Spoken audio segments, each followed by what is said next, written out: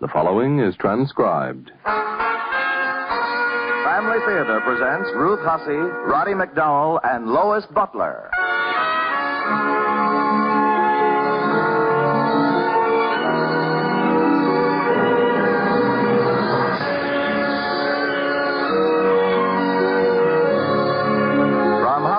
The Mutual Network, in cooperation with Family Theater, brings you a Christmas fantasy set in a framework of Christmas music.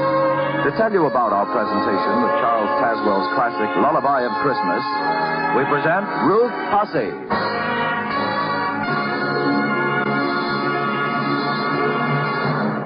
Thank you, Tony Lafrano. You know, one of the wonderful things about Christmas is the pretty web of legend, song, and story that has grown up around it without obscuring for any of us, I hope, the truth of the matter. At another time of year, we might call the joyousness of spirit we experience an excess. But in the expansive mood that Christmas brings to everything, I'd use a more gentle word, a more generous description. Won't you agree that the right word is abundance? I think it's out of this abundance that most Christmas fantasy springs. Out of the fact that the real truth of Christmas is so wonderful, so dramatic, so quickening to the heart and to the imagination. And that leads us to Lullaby of Christmas, which Roddy McDowell is going to narrate for us.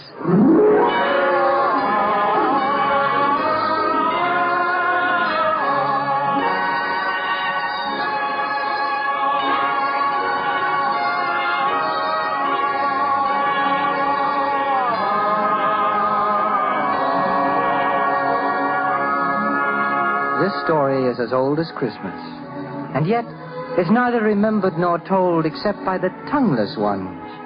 The water, the wind, the rain, and the snow. By the grasses, the trees, the rocks, and the earth. They have told the story for almost 2,000 Christmases past, and they'll still be telling it 2,000 times 2,000 Christmases to come. It will be told by a wind rustling a tree of palm or pine, or of maple or mimosa. By water as it crowds against the bank or shore of brook, lake, river, and ocean, and all the scattered seven seas. By rain tiptoeing across the roofs and skylights of every building north, east, south, and west of Greenwich. By the singing grasses of southern pampas, bush, and savanna, and by the icy twang of sleeted stubble on prairie, heath, and plain. It will be told by the sucking swamp mud, and the hard-wringing frozen earth, and the tumbling rock, and the migrant sand. It will be told whether or not men listen, or whether or not there are men to listen. For as the storytellers are eternal, so is their story eternal.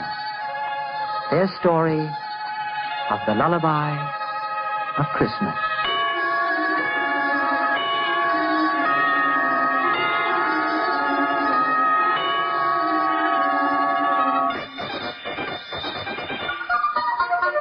Whenever someone looked in his direction and bellowed, "Hey, you!" he came running because he was eager to please. But A.U. wasn't his name. No one knew from whence he came, or when, or how, or why. It was quite possible that he was a forlorn and useless bit of jetsam from one of the caravans that were forever appearing and disappearing like mirages, with camel bells clanging, dogs barking, and drivers howling for right of way through the narrow, crowded roadways of Bethlehem. He might have been 8, or he could have been 9. A childish collection of angles and knobs with an animated pipe stem on each corner for an arm or leg. His clothing was an assortment of tattered rags fastened together with knots, thorns, and bits of cord. And it stayed with him when he ran merely because his greater speed was never quite equal to the greater law of gravity. And he was always running to something from something. His sandals, which had been owned and discarded by 3 much larger wearers, flapping up and down and right and left, and his bobbing head perching precariously on his scrawny little neck like a fledgling heron on one leg.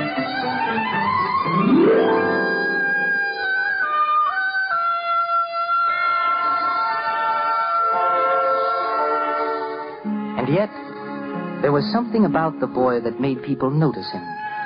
There was something appealing in his dark eyes, and something about his cherub's mouth that unlocked the heart. Now and then, someone along the street would stop him and ask his name.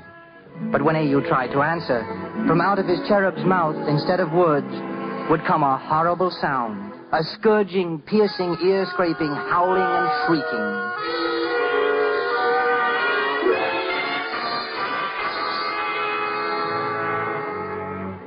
Yes, A.U. was without the gift of speech. And at night, in the stable of the inn where he made his bed, he would curl up in the fragrant hay and think of all the beautiful magic words that he would like to say. Just suppose that a miracle should take place during the night.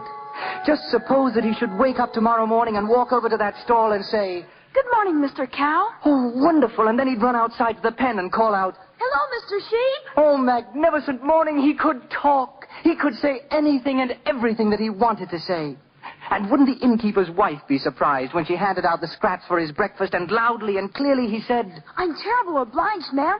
Just terrible obliged." And then, when he was called to do some task or errand, he could tell the innkeeper and his guests that his name wasn't A.U. Why, that wasn't any kind of name at all. It was just an easy and careless way they all had of shouting, "Hey, you!" Hey, you! My name isn't A.U. Hey, don't you hear me? Hey, you! My name's Ezekiel. But the most stupendous, overwhelming thing of all, he would be able to sing. Yes, sing as no one had ever sung before, with every word and note so clear and sweet and perfect that everyone in Bethlehem would stand rock still to listen. He would be able to sing with the other children when they played their games, and he would be able to sing right along with the foreign music maker, the one with the lyre and the tame bear who walked the roadways and sang for coins. Oh, a Babylon maiden will hasten the hours with kisses of honey and cinnamon flowers. And at night in the inn, when the roaring fire was juggling fat hot sparks in the black cabin chimney, and the innkeeper and his guests were overflowing with wine and song, he'd never need hide himself in the darkest corner in fear that they would make him join in just so that they could laugh at him. No. He'd be able to stand right by the fire and listen, because he'd be able to sing that song much better than anyone in the room. Oh, fill the bowl up to the brim, let memory blend with wine, and drink the glories of the past. And so, each night, before A.U. closed his eyes, he said a prayer for the gift of speech and song, and faithfully promised that if God saw fit to grant these great blessings to a small boy, that he would never use any words that weren't kind and gentle and reverent, and that he would never sing any songs that were not beautiful, joyful, and harmonious. Then he burrowed deep into the hay and fell asleep, warm and content in his belief that on this night God had heard him. In the morning, when the rising sun reached through the doorway and touched his shoulder to wake him up, he would open his eyes, and then he'd open his mouth, and then very loudly and thankfully he'd say, "Oh, thank you, God. Thank you very much."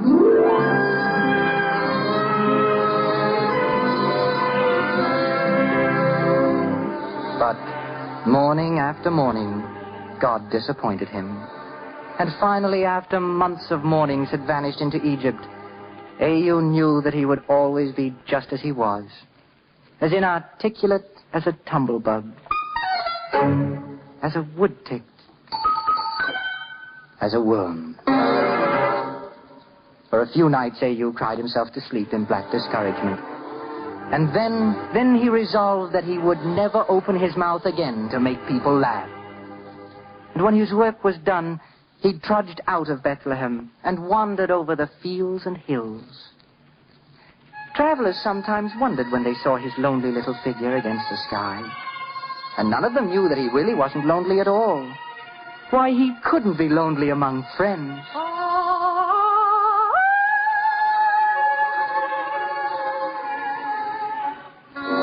For he discovered that a brook running over its pebbles and stones could chatter and prattle and sing to him.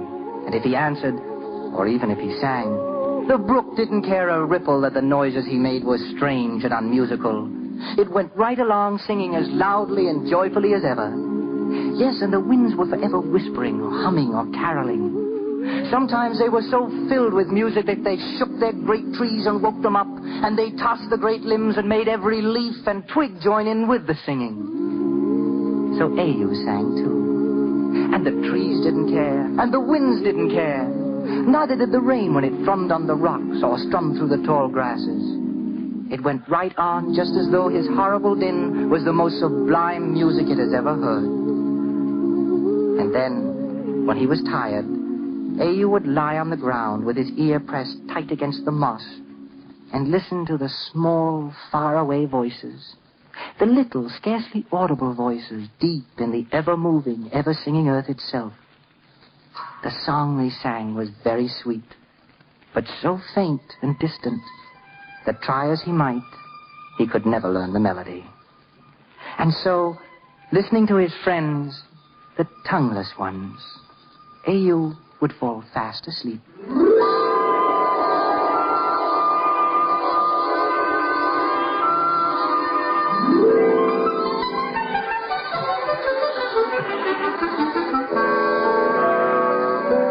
And in the days that followed, he was a little scarecrow stuffed with happiness, a standing on tiptoe happiness that was more prolific than a cottontail rabbit, an invincible, conquering happiness that could summon up more legions than the Roman emperor. It was so far above the miracle he had asked for in his prayers that Au took a long time every night to thank God for his generosity. He thanked him so meticulously and particularly and abundantly that his small fingers developed a cramp, and on each round, knobby knee was a round, knobby callus.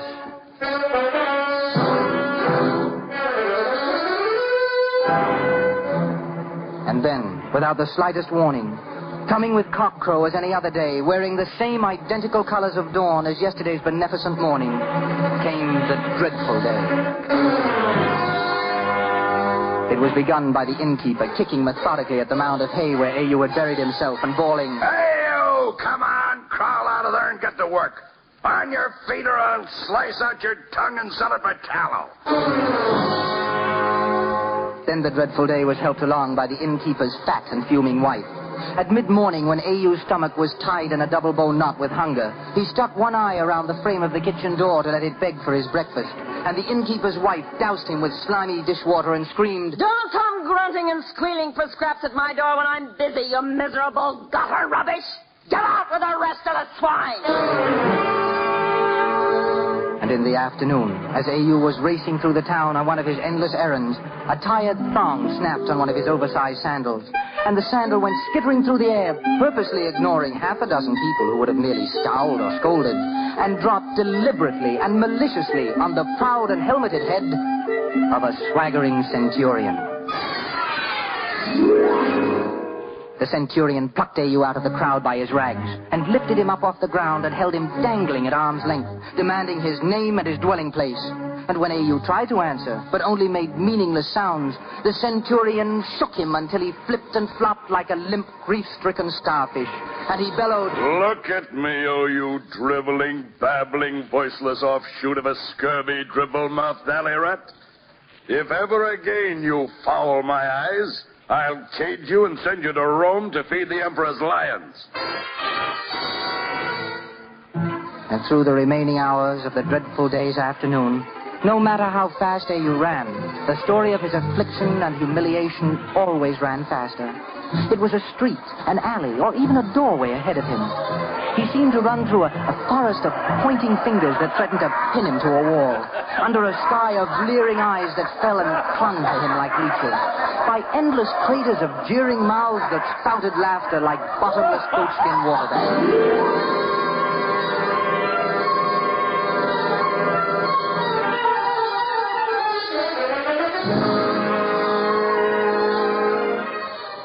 And that night, as each hour slowly yielded to an older one, and the dreadful day neared its end, Au was kept late at his tasks in the inn. Anyone could believe that half the known world had journeyed to Bethlehem, and the inn was so crowded that the ancient floors seemed to sag from the mass weight of weary bone and unwashed flesh. Au longed to bury his shame and tears in the nestling warmth of the stable hay. But his tired, trembling legs carried him about with staggering armloads of steaming bowls and slopping mugs. tripped him up, hand slapped his ears to ringing, and his knees jolted his aching ribs. The one who discovered and recognized A.U. was a huge mountain of a man whose eyes rolled like quicksilver in their bead beds of jellied fat. One hairy paw crushed a crumb of stew from his beard, while the other fastened on A.U.'s hair and lifted him, his legs still running desperately in the air, to the tabletop. Then, in a voice that would have silenced Balaam's donkey, he brayed to the listening ears, Okay, my friend. Behold this miserable insect that I've captured for your examination and amusement. But you must not laugh, my friend. You must gather close with ears agape, because this struggling thing has a wondrous golden voice never equaled on land or sea or up in heaven. Oh, yes, I swear it is true. A centurion made it chirp today, and its music was so sweet it broke my heart and made the angels weep in ecstasy. Tell me, would you like to hear it sing? Gutter lark, let melody spout forth. Do you not hear me? Will you sing, or shall I slit your tongue like a crow's, so you can speak like a human, eh? Sing, I tell you! Sing, sing!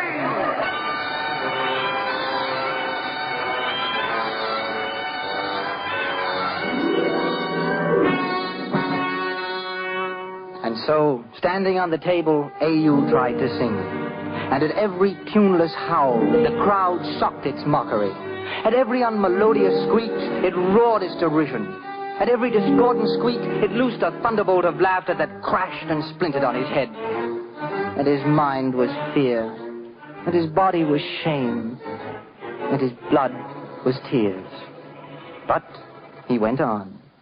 He went on until the crowd had wrung the last outstanding guffaw, the final satisfying chuckle, the ultimate forced snigger from his wretched little body. And when it released him, he ran blindly off through the dark labyrinth of Bethlehem, a terror-stricken shadow racing for the quiet hills and the warm, comforting voices of the tongueless ones.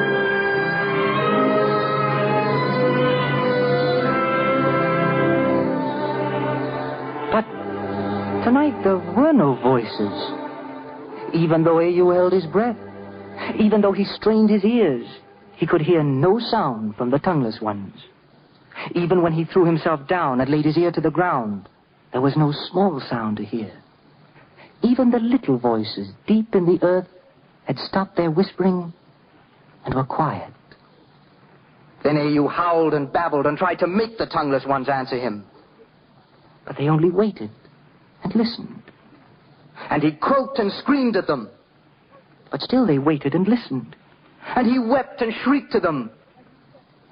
But they kept silent while they waited and listened.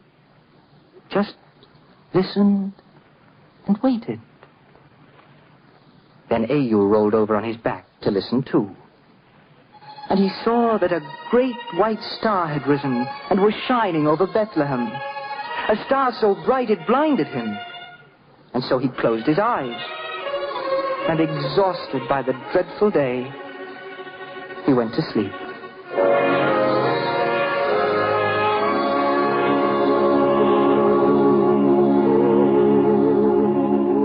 It was close to morning when A.U. returned to the inn. He tiptoed across the frosty stones of the dark courtyard and crept into the stable. For a moment, his fear held him motionless. For the stable was bathed with a bright, glowing radiance that revealed every corner and straw and peg and mote of dust. And it flowed like molten sunlight over a man and a woman and a manger, where a child was cradled. Neither the man nor the woman appeared surprised to see A.U. It was as though they had expected him to come and were waiting for him. So he stole nearer, and he looked down at the child. And the child lifted small hands and smiled at him. Then A.U. felt that he must speak to this child, so he whispered, "Hello there." And the words he spoke were as clear and melodious as the water of the brook. Then he said, Hello, child. And the words that came from his lips were as sweet as the wind, as perfect as each raindrop, and as soft as the long flowing grasses. Then Au knew why he'd been born never to speak until this moment, and why the tongueless ones of God's world of water and earth and air had all sung to him, and why tonight they had all been still and silent and waiting. Now the waiting was over. Now they were his voice and he was their song. And this was their song to the child of the manger. Close your eyes, precious one, for the world is your cradle. Close your eyes, blessed babe, while we sing you to sleep. Lullaby of Christmas, lullaby for thee. Precious eyes, sleepy eyes, close your eyes and sleep.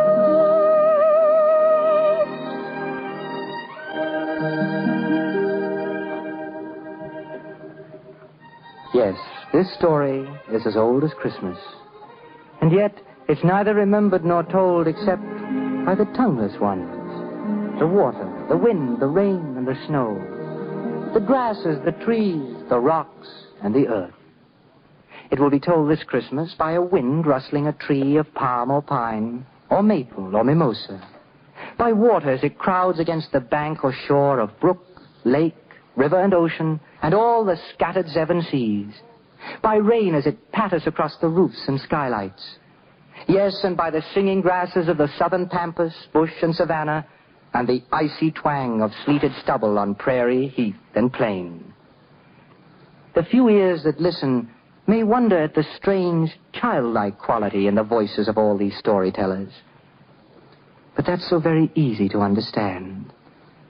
It is the bright, joyful, exultant tone of the boy who sang for them one early morning, one Christmas morning, one glorious morning in Bethlehem.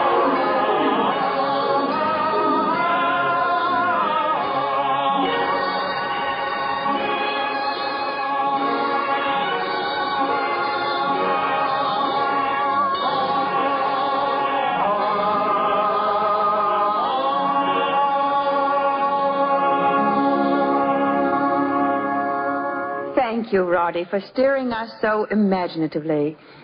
Christmas time is associated by all of us with first beginnings and with the home. It's really a time of return. In spirit, we can all return to that little family of Bethlehem, centered at the Christmas crib. And that's where Lois Butler leads us as she sings Jesu Bambino, the baby Jesus.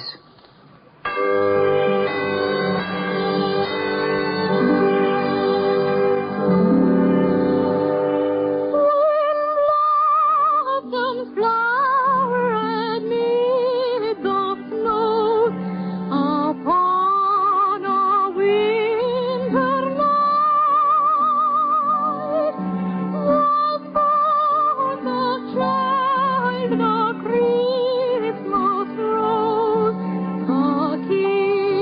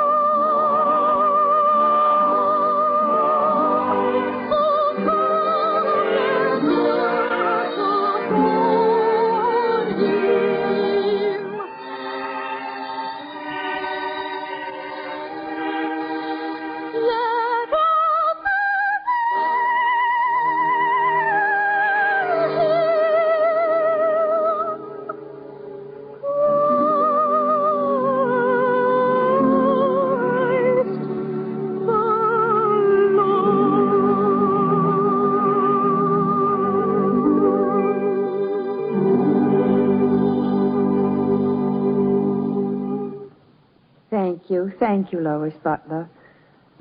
When Charles Tazwell's script said so powerfully, is that all creation daily thanks its author in its mute and mighty way.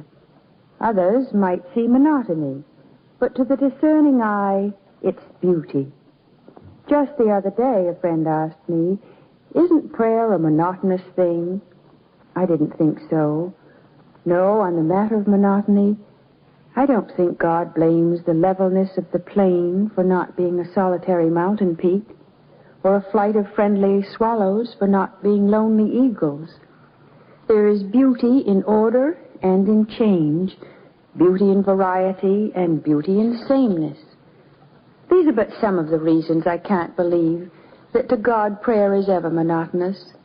I know that to each new-made father, the child in his arms is completely unlike the billions born before him.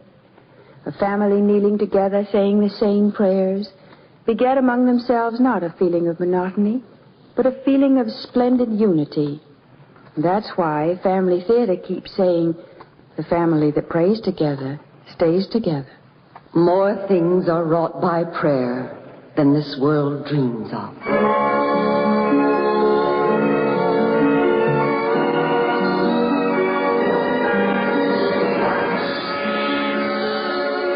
From Hollywood, Family Theater has brought you transcribed Charles Tazwell's Lullaby of Christmas, narrated by Roddy McDowell, with Ruth Hussey as hostess. Our soloist was Lois Butler. Others in our cast were Michael Edwards, Ted DeCorsia, Irene Tedrow, and Bill Johnstone. Music was composed and conducted by Harry Zimmerman. Family Theater's director was Joseph F. Mansfield.